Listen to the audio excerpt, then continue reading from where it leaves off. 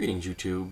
Recently, I saw a thread someplace, I don't remember where, and people brought up one of the perennial favorite arguments that has been going on in D&D since there has been D&D, and that is fighter versus wizard. Obviously, I must be on the wizard side because I know I have a familiar on my shoulders. But the argument has never gone away. It has been with us from day one. And of course it is the fighter weaker than the wizard at high levels? And the answer has always been yes, just as the wizard is weaker at lower levels than the fighter. The fighter has one shtick. They can do it really well.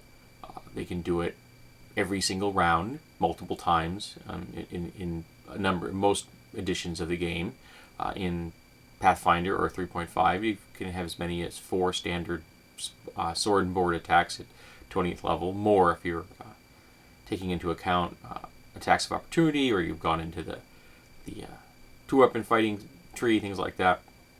And wizards, of course, at first level have pathetic attacks, and they have very few spells, so lots of people see them as being significantly limited. And that's what their shtick is. They have the ability to warp the very fabric of reality, but they don't get to use their abilities as often as a fighter does. But for me, it's never been a question of which is better at what point in their career, or at what point the scales tip.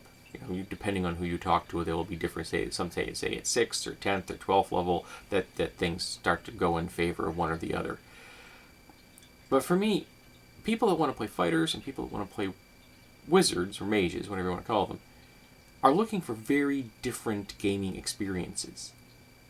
I've never been a huge player of spellcasters. I've done it a few times.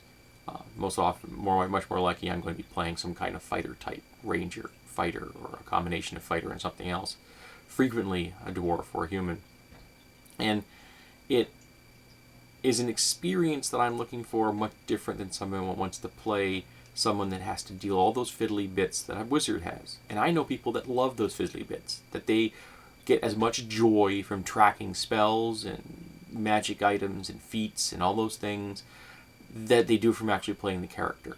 I know people that get into Heroes specifically because of the level of detail that the game possesses. They want every single thing to be able to be moved around. That makes them happy.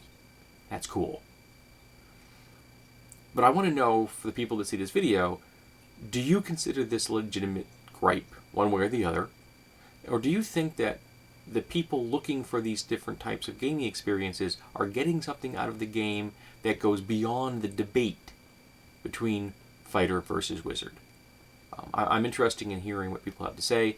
I sometimes think that this is a paper tiger, that it's a big controversy, but maybe not quite as important as some people would have you believe. So what is it, folks? Fighter? Wizard? Let's find out.